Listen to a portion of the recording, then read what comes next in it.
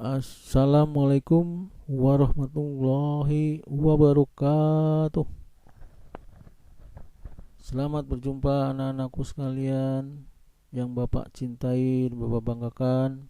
Semoga kalian semuanya sehat walafiat. Amin ya rabbal alamin.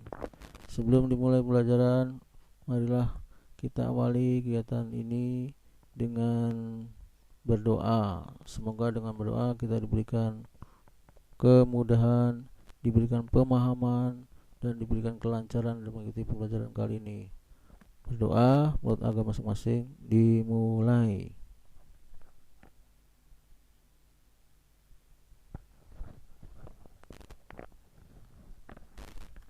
Berdoa selesai. Anak-anak sekalian, kali ini Bapak ingin memberikan materi tentang gaya angkat pada sayap pesawat terbang. Sebelum kita membahas tentang gaya angkat sayap pesawat terbang, ini Bapak ingin memberikan ilustrasi pada alat penyemprot nyamuk dan parfum. Nah, seperti ini bagannya. Mungkin kalian sudah sering melihat di rumah ya. Di atas ini tabung pertama isi udara ya, dalamnya udara atau fluida cat udara. Dan di bawah ini tabung kedua isinya cairannya ya, atau insektisidanya di sini ya.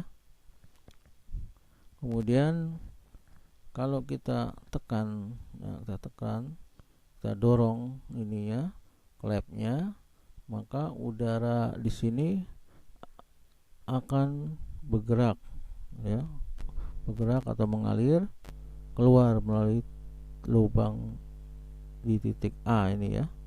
Nah, akibat ini didorong, maka kecepatan udara yang keluar lebih cepat, lebih besar ya.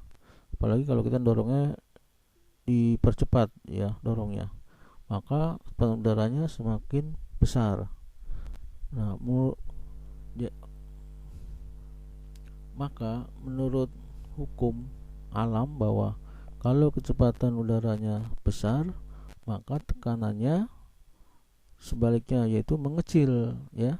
Jadi kalau tekanan udaranya besar, kecepatan udaranya besar, alirannya besar, kecepatan udaranya mengalir besar atau tinggi, kecepatannya tinggi, maka tekanan udaranya mengecil ya. Inilah sudah hukum alam ya. Nah, ini akibatnya yang di bawah ini kan udaranya pelan ya, udaranya lambat di dalam tabung B. Nah, maka tekanannya di bawah ini besar ya, tekanannya besar karena kecepatannya mengecil, kecepatan udaranya kecil ya di sini dalam, maka tekanannya besar dibandingkan yang di A tadi ya. Akibatnya ini tekanan besar, cairan di sini jadinya kedorong keluar ya, ingin keluar karena tekanannya besar di sini, ingin keluar ya. Besar ingin keluar, ini kedorong oleh udara di A ya, makanya cairan ini keluar dan menyemprot ya. Jadi kalau kecepatan udaranya besar, maka tekanannya mengecil ya. Kalau kecepatannya kecil, maka tekanannya besar. Akibatnya di sini cairan di dalam tabung akan keluar ya, karena di sini tekanannya besar, jadi dia ingin keluar. Nah, ini kedorong oleh angin atau udara di lubang A ini. Jadi jika pengisap ditekan, udara keluar dengan cepat ya, atau kecepatan tinggi dari lubang pipa kecil yang ada di ujung A ya. Atau pada alat penyemprot nyamuk seperti ini kita tekan, akan udara keluar melalui lubang A sini dengan cepat, maka tekanan udara di sini mengecil ya, tekanannya mengecil. Akibatnya tekanan udara yang dalam tabung di sini ini besar ya, karena kecepatan udaranya kecil di sini ya. Akibatnya ini tekanan besar, jadi cairan ingin keluar dia ya, karena tekanan besar di sini, jadi keluar sehingga kesemprot oleh udara di A ini ya. Nah, tekanan pada tempat ini menjadi sangat kecil tekanannya di A tadi ya. Cairan zat yang berada di ujung B terisap menuju ujung pompa A, ya, keluar dia. Jadi cairan tersebut akan tersembur oleh udara yang keluar dari ujung pompa A. Nah ini ya, ini sudah hukum alam. Oke, kita lanjut. Pada pipa mendatar. Nah ini dari hukum Bernoulli mengatakan ini dulu. Ini sekarang kita buat tingginya kita buat sama ya. Tinggi yang ada di tabung A dan di tabung B, zat cairnya kita buat sama tingginya, atau fluidnya kita buat tinggi sama ya. Sama Bernoulli-nya mengatakan P1 ditambah setengah rho V1 kuadrat ditambah rho GH1 itu konstan, atau P2 tambah setengah rho V2 kuadrat tambah rho GH2 ya. Ini akan sama ya, persamaan Bernoulli ini akan konstan. Tapi karena H1 H2 itu sama, maka ini bisa dicoret, dihilangkan ya, sehingga hasilnya tinggal P1 setengah rho V1 kuadrat sama di sini jadi tinggal P2 tambah setengah rho V kuadrat. Jadi GH2 dan GH1 ini sudah hilang ya. Sehingga perbedaan tekanannya bagaimana? Perbedaan tekanan berarti ini P1 tetap, P2 nya kita pindahkan ya. Nah, setengah rho V1 kuadrat kita pindahkan jadi min, P2 kuadrat pindah kiri jadi negatif ya, plus jadi negatif. Setengah rho V kuadrat 1 kita pindahkan ruas kanan jadi negatif. Nah seperti ini jadinya ya, selisihnya P1 kurangi P2 jadi setengah rho V kuadrat. Nah ini dikurung ya, boleh dikurung, kurang V1 kuadrat. Lalu kita balikan, setengah rho V kuadrat adalah yang ini, kemudian setengah rho V kuadrat min 1 kuadrat adalah yang ini ya tadi. Nah ini rumus perbedaan tekanan, tolong diingat ya. Oke, kita lanjut. Nah ini gaya angkat pesawat terbang. Nah ini sayap pesawat terbang dibuat sedemikian rupa ya, bentuknya yang ini lebih tebal yang di depan, kemudian di belakang dibuatnya tipis atau runcing ya. Di bagian bawahnya dibuat datar ya. Kemudian kalau yang di atasnya dibuat melengkung gini ya, melengkung. Nah seperti ini, sehingga aliran udara yang di atas kalau dia datang lalu dia akan meresot cepat. Nah meresot cepat, akibatnya meresot cepat inilah maka tekanannya menjadi mengecil ya. Jadi kalau tekanannya besar, kecepatan udaranya besar, kecepatan udaranya besar, maka tekanan udaranya mengecil. Nah ini di atas dibuatnya supaya udaranya lebih cepat ya, makanya tekanan di atas mengecil. Kalau yang di bawah dibuat udaranya lambat jalannya ya, lambat, sehingga tekanannya besar ya. Jadi kecepatannya kecil, tekanannya besar di bawah. Akibatnya ini perbedaan tekanan ini mengakibatkan gaya angkat dia ya, ada gaya angkat. Nah ini mendorong ke atas karena P1 nya besar, jadi sehingga kedorong ke atas. P2 nya kecil karena kalah dia, yang akan kedorong. Begitu juga gayanya ya, gaya yang di bawah juga F1 nya besar dibandingin F2 yang di atas. F2 nya kecil di sini ya. Nah pada sayap pesawat berlaku persamaan Bernoulli, karena sayap pesawat tipis sayap dianggap sama 1H2 sehingga persamaan Bernoulli-nya nah seperti ini yang tadi sudah bahas. Nah inilah perbedaannya, berarti P1 kurangi P2 setengah rho V kuadrat 2 dikurangi V1 kuadrat dikurung ya. Nah sekarang karena P1 itu lebih kecil dari P2, jadi P1 nya lebih kecil dibandingkan P2 nya di atas sayap, maka tekanan P1 nya lebih besar ya, lebih besar P1 nya dibandingkan dengan P2 nya kecil ya. Terjadi selisih tekanan antara sisi atas dan bawah sayap. Itulah yang menimbulkan gaya angkat pada sayap pesawat terbang ya. Ini udah hukum alam nih ya. Jadi setiap sayap pesawat terbang di bawahnya aliran udaranya kecil ya, tekanan jadi besar. Sedangkan di atas sayap pesawat selalu kecepatannya tinggi. Ini selalu tinggi di atas nih ya, karena dibuat sedemikian rupa, maka tekanannya kecil di atas ya. Jadi ada kalah, tekanannya kalah bandingkan yang bawah besar, berarti ini akan terangkat sayapnya ya, akan naik ke atas. Oke, kita lanjut. Perbedaan tekanan ini menghasilkan gaya angkat pesawat ya.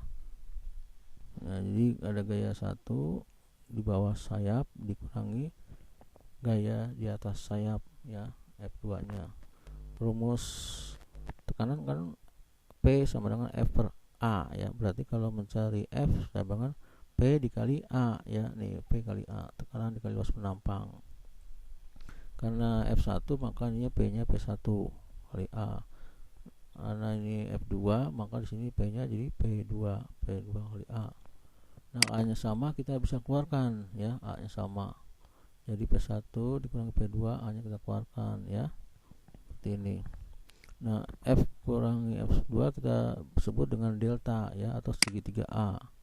Jadi segitiga F ya, segitiga F atau delta F atau delta gaya ya, atau selisih gaya, sama dengan P1 kurang P2 dikali A ya. Nah, sekarang karena P1 ke P2 itu tadi kita cari adalah nilainya setengah roh V2 kuadrat kurang V1 kuadrat, maka persamaan di atas ini nih, yang ini P1 kurang P2 kita ganti dengan yang ini, yang setengah ya, kan P1 kurang P2 sama dengan setengah roh ya. Nah, ini kita pindahin ke atas ini ya.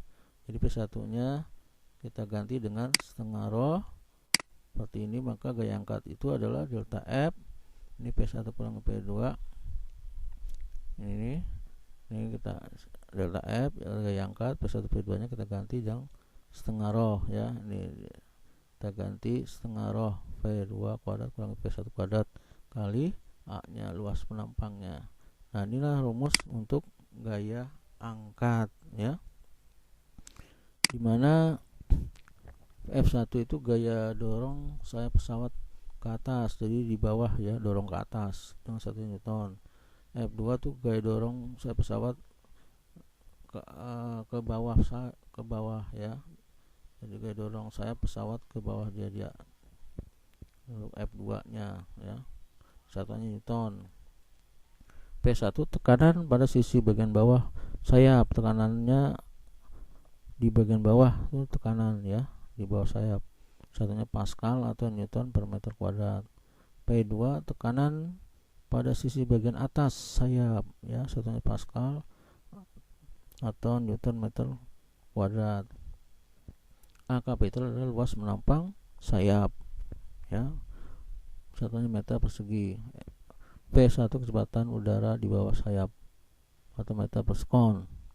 F2 kecepatan udara di atas sayap, 1 meter per sekon. Oke, kita lanjut. Contoh gaya angkat sayap pesawat terbang. Nah, seperti ini contohnya. Jadi sebuah pesawat terbang, luas sayapnya 6. Ini luas sayapnya di sini 6 ya. Kecepatan udara bagian atas, yaitu bagian sini yang atas, di V2 nya 300 dan bagian bawahnya 280, berarti V1 nya ya. Kemudian massa jenis udara yang sini mengalir 1,3 kg meter kubik. Tentukan gaya angkat sayap pesawat ya. Jawab, diketahui berarti luas penampangnya 6, V2 nya ini di atas sayap pesawat, kecepatan udara di atas sayap 300, dan kecepatan udara di bawah pesawat ini di bawah sayap pesawat 280 meter per sekon. sejenis udara 1,3 ya. Ditanya delta F atau gaya angkatnya berapa Newton. Rumusnya kita ketahui, delta F adalah setengah rho dalam kurung V kuadrat kurangi V1 kuadrat dikurung kali A ya. Nah, tinggal masukkan nilainya. Berarti rho nya diganti 1, V2 nya diganti 300 kuadrat, dan V1 nya diganti 290 kuadrat, A nya diganti 6 ya, luas penampangnya 6. Kemudian kita kalikan setengah kali 1,3 dapat 0,65, 300 kuadrat dapat 90.000, 250 kuadrat dapat 76.400 kali 6. Nah, kita selesaikan yang dalam kurungnya dulu. 90.000 dikurangi 78.400 dapat 11.600. Kita kalikan 65 dikalikan 6, jadi semuanya kita kalikan, didapatkan nilainya 45.240 Newton. Nah, inilah yang disebut nilai gaya angkat sayap pesawat ya. Mudah-mudahan kamu bisa memahami tentang gaya angkat sayap pesawat ini ya. Kita lanjut nomor 2.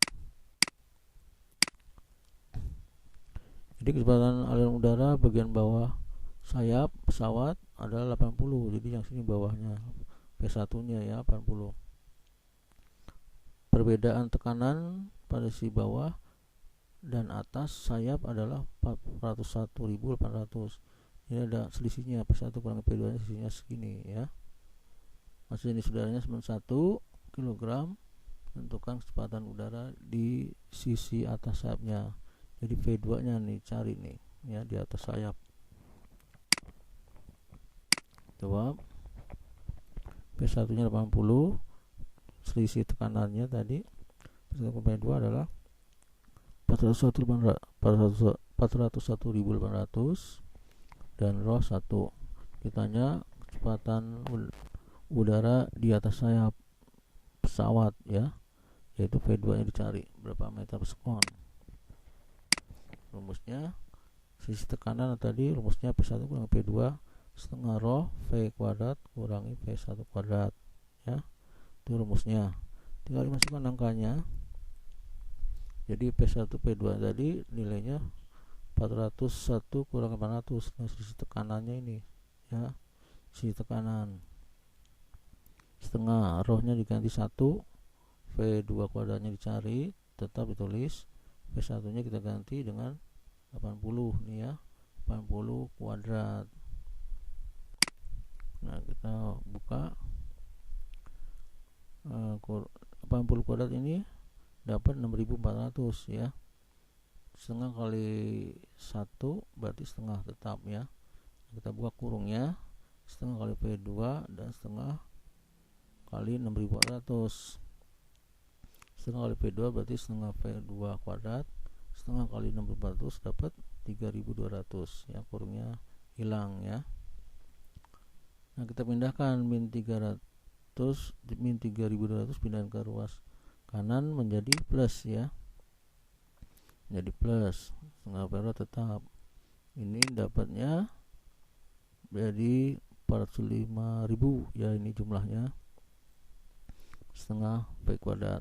Nah, ini kita kalikan 2 semuanya, di sebelah sini kalikan 2, ini kalikan 2, kalikan 2, kalikan 2 nih ya. Ini dikalikan 2 dapat 810.000. Ini dikalikan 2 kan 2 kali setengah berarti 1 ya, 1. Tinggal saya tulis, tinggal V kuadrat ya. Nah, lawannya kuadrat adalah nanti akar ya. Jadi boleh dibalik, V kuadrat sama dengan 810.000 ya. Ini tadi V kuadratnya sebelah kanan, kan pindah ke kiri. Ya, ini pindah ke kanan. Nah, ini boleh ya, nilainya sama. Jadi V kuadrat doang berarti di akar ya. V kuadrat doang, kuadratnya hilang dan jadi akar. Akar dari 810.000 adalah 900 meter per sekon. Nah, inilah nilai dari kecepatan pesawat di atas ya, bagian atas. Nah, mudah-mudahan ini kamu bisa pahami tentang kecepatan aliran udara di atas sayap pesawat.